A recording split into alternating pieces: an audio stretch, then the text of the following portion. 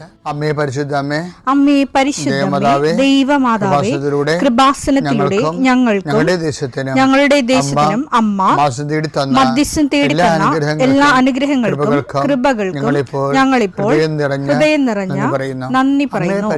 അമ്മേ പരിശുദ്ധമേ, ദൈവമാതാവേ, 2004 ഡിസംബർ 7 ഉച്ചകഴിഞ്ഞ് 2:30 കൃപാസനത്തിൽ സംഭവിച്ച അമ്മയുടെ പ്രത്യക്ഷപ്പെടലിനെ കുറിച്ച് തിരുസഭയ്ക്ക് സമർപ്പിച്ചിരിക്കുന്ന പഠനരേഖകളുടെ മേൽ സഭാത്മകമായ പഠനം ആരംഭിക്കുവാൻ ഞങ്ങൾ പ്രാർത്ഥിക്കുന്നു.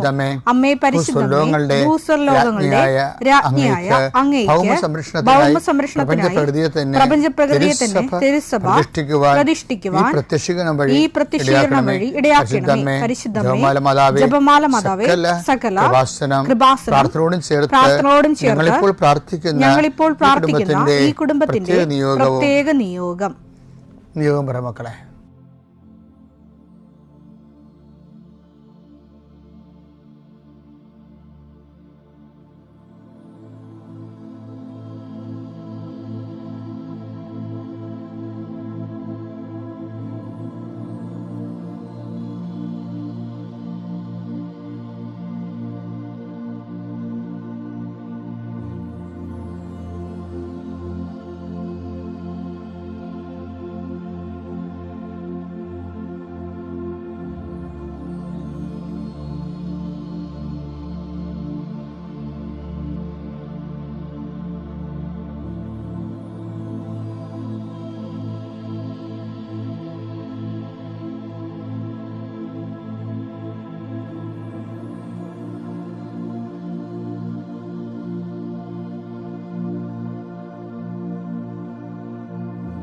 അമ്മയുടെ പ്രത്യക്ഷീകരണത്തിന്റെ ഈ അനുഗ്രഹവേളയിൽ ഞങ്ങൾക്ക് സാധിച്ചു തരുവാൻ കനിയണമേ.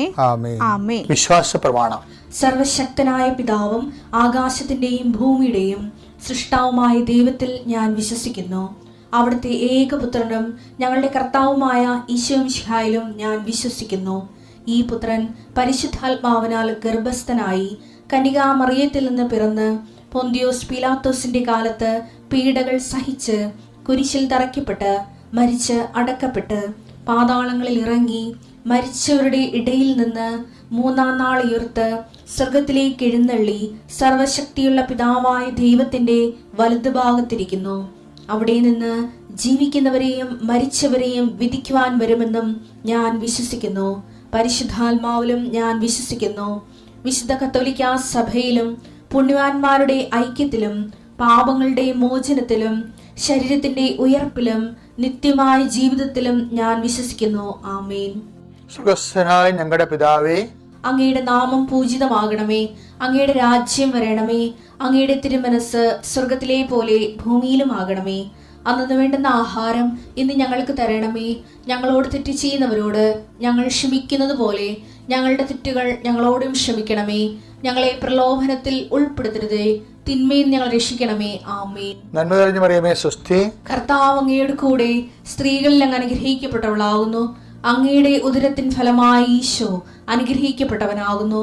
പരിശുദ്ധ മറിയമേ, തമ്പുരാന്റെ അമ്മേ, പാപികളായ ഞങ്ങൾക്ക് വേണ്ടി ഇപ്പോഴും ഞങ്ങളുടെ മരണസമയത്തും തമ്പുരാനോട് അപേക്ഷിക്കണമേ. ആമേൻ. കർത്താവേ, നിന്റെ ഉന്നതമായ നാമത്തിന് സ്തോത്രം ചെയ്യുന്നു. കർത്താവേ, നിന്റെ വിശുദ്ധ പൗരോഹിത്യത്തെ മഹത്വപ്പെടുത്തണമേ. കർത്താവെ, സഭയിലുള്ള സാന്നിധ്യം പ്രകടമാക്കണം.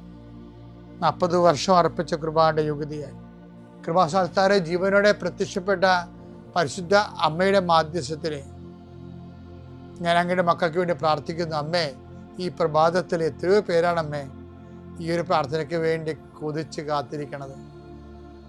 അവർക്ക് എവിടെ എന്തെല്ലാമോ കാര്യങ്ങളുണ്ട്. ഇന്ന് അവരുടെ കഴിവിൽ നിൽക്കാത്ത കാര്യങ്ങളുണ്ട്. കർത്താവേ, അങ്ങയുടെ മക്കളുടെ കഴിവിൽ നിൽക്കാത്ത കാര്യങ്ങൾ, ആ കാര്യങ്ങളെ കുറിച്ച് ഓർക്കുമ്പോൾ ഭയവും പേടിയും പ്രയാസവും സങ്കടവും നിരാശയും ഒക്കെ തോന്നുന്ന വിഷയങ്ങൾ, വ്യക്തികൾ, അതെല്ലാം യേശുക്രിസ്തു നാമത്തിൽ ഞാൻ ബന്ധിക്കുന്നു. കർത്താവേ, അങ്ങയുടെ മക്കള് ഇനി സമാധാനത്തിൽ വിട്ടേക്കണമെന്ന് പറഞ്ഞല്ലേ ഈശോ. ഞങ്ങളുടെ ദാസനെ സമാധാനം, എൻ്റെ രക്ഷ ഞാൻ എൻ്റെ കണ്ണുകൊണ്ട് കണ്ടിരിക്കുന്നു. അങ്ങയുടെ ദാസനെ സമാധാനം വിട്ടേക്ക്. സമയം ദീർഘദർശി പറഞ്ഞതുപോലെ അങ്ങയുടെ മക്കൾ ഈ പ്രാർത്ഥനയ്ക്ക് ശേഷം സമാധാനം കണ്ടെത്താൻ ഇടയാക്കണം പ്രാർത്ഥിക്കുന്നു. നിങ്ങളുടെ ജീവിത ചിന്തകൾ, നിങ്ങളിന്ന് പോകാനിരിക്കുന്ന ഇടങ്ങൾ, സംസാരിക്കുന്ന വ്യക്തികൾ, ഒപ്പിടുന്ന പേപ്പറുകൾ, എഴുതുന്ന രേഖകൾ, എൻ്റെ മക്കൾ ജീവിത ഉപായത്തിന് വേണ്ടിയും മേൽഗതിക്ക് വേണ്ടിയും ജോലിക്ക് വേണ്ടിയും ജോലിയുടെ അനുബന്ധ കാര്യങ്ങൾക്ക് വേണ്ടിയും എവിടെയെല്ലാം യാത്ര ചെയ്യുന്നു, ആരോടെല്ലാം സംസാരിക്കുന്നു, ഫോൺ ചെയ്തിട്ട് എന്തെങ്കിലും ഡേറ്റോ കാര്യമോ തീരുമാനമോ വാക്കോ പ്രവൃത്തിയോ തീരുമാനം കിട്ടാൻ വേണ്ടി കാത്തിരിക്കുന്നു. അതെല്ലാം മക്കൾക്ക് അനുകൂലമാവുകയും അത് ഈശോയുടെ നാമത്തിൽ ഞാൻ നിങ്ങളെ അനുഗ്രഹിക്കുകയും ചെയ്യുന്നു. എൻ്റെ കർത്താവേ, മനുഷ്യൻ്റെ ഭീഷണി കാരണം മനസ്സിന് സമാധാനം നഷ്ടപ്പെട്ടവർ, അവരെ നീ ഏത് ഭവനത്തിൽ പ്രവേശിച്ചാലും ആ ഭവന സമാധാന ആശംസ അറിയിച്ച കർത്താവേ, നിന്റെ നാമത്തിൽ നെഞ്ചിലും നെറ്റിലും മുദ്രവാങ്ങി നിന്റെ നാമത്തിൽ വിശ്വസിക്കുന്ന ഒരു മനുഷ്യനെയും ആരും ഭിക്ഷപ്പെടുത്താൻ അനുവദിക്കരുത് കർത്താവേ. അവരെല്ലാം ശത്രുക്കളെ കാണുകയെ വിരുന്നൊരുക്കുന്ന ദൈവത്തിൻ്റെ ശക്തിവിശേഷം നിനക്കായി വിരുന്നൊരുക്കട്ടെ. എൻ്റെ എല്ലാ ശത്രുക്കളുടെയും മുന്നിൽ നിത്യം പിതാവും പുത്രനും പരിശുദ്ധാത്മാവ് സർവീശ്വര എന്നേക്കും ആമേൻ. എൻ്റെ പ്രിയപ്പെട്ടവരെ, ബൈബിളിലെ അതിരസകരമായൊരു വാക്കുണ്ട്, ഭയങ്കര പ്രാക്ടിക്കലാണ്. നിങ്ങൾക്ക് കേൾക്കാതെ ഈ പ്രഭാഷകൻ 37 പ്രഭാഷകൻ 37:28 എല്ലാവർക്കും എല്ലാം നന്നല്ല. കേട്ടോ, എങ്ങനെയുണ്ട് പരിപാടി? എല്ലാവർക്കും എല്ലാം നല്ലതല്ല. ഇത് ബൈബിൾ ഇത് വളരെ ആപ്ലിക്കബിളായിട്ട് ഫോളോ ചെയ്യുന്ന കോമൺ പ്രിൻസിപ്പിളാണ്. ഞാനൊരു ദിവസം ഉണ്ടല്ലേ, എൻ്റെ ഒരു അടുപ്പക്കാരനുണ്ടായിരുന്നു, ഒരു ഓൾഡ് മിനിസ്റ്റർ. അപ്പം അദ്ദേഹം ഒരു മാസം കൂടുമ്പോൾ ചുമ്മാ വിസിറ്റ് വരാം. വയസ്സനായി, പണ്ട് മന്ത്രിയായിരുന്നു, ഞാൻ വകുപ്പൊന്നും വേണ്ട, അപ്പോൾ ഞങ്ങൾ പിടിച്ചെടുക്കും. അപ്പോൾ ജസ്റ്റ് ചുമ്മാ എന്നെ കാണാൻ വരും. അപ്പം ഞങ്ങളിടയ്ക്ക് തമ്മിലൊക്കെ പ്ലാൻ ഇട്ടിട്ട് ഗവൺമെൻറ് ലെവലിൽ കുറേ യാത്രകൾ നടത്തിയിട്ടുണ്ട്. ഒരു ദിവസം ഞാൻ ഇദ്ദേഹത്തിന് വീട്ടിൽ ചെന്നപ്പോൾ ഇദ്ദേഹം വീടിൻ്റെ തെക്കുവശത്തുള്ള, അതാണ് എൻട്രൻസ്, തെക്കോട്ട് ദർശന വീടിൻ്റെ ആ സിറ്റ് ഔട്ട് നിന്ന് തെക്കോട്ട് ഒരു 3 സ്റ്റെപ്പിട്ട എൻട്രൻസ്. ആ എൻട്രൻസ് കെട്ടി അടക്കണം പുള്ളി. അപ്പം ഞാൻ പറഞ്ഞു, സാറേ എന്നാ പരിപാടിയാണെന്ന് ചോദിച്ചു. എൻ്റെ ഇവിടെ മുഴുവൻ രോഗമാണ്,